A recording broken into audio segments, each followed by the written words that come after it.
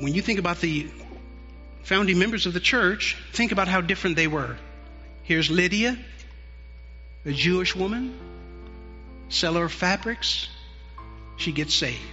Here's a slave girl, perhaps a Greek slave girl, set free from demon possession. Here's a Roman jailer.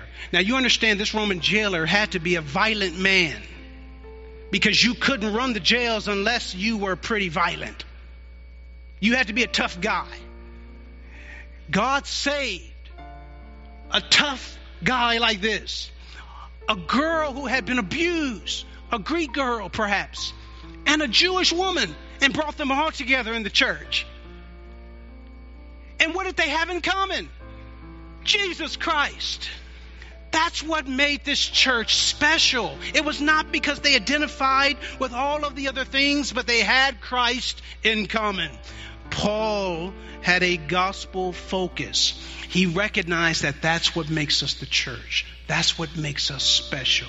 That's what gives me so much hope and so much joy. I see that God brings us together from all walks of life around Jesus, around Christ.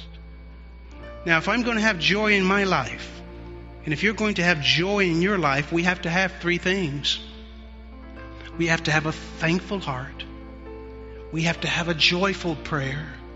And we have to have a gospel focus. I'm not to concentrate on the fact that, we don't like the same sports. We don't have to like the same sports. It doesn't matter whether you are educated or uneducated. That really doesn't matter. Ultimately, what really matters is this. We know the same Jesus. We build our lives around the same Christ. That's the kind of church that God calls us to be a part of. Having a gospel focus is when we focus around Christ. Not the Christ that you want him to be, but the Christ that is revealed in Scripture.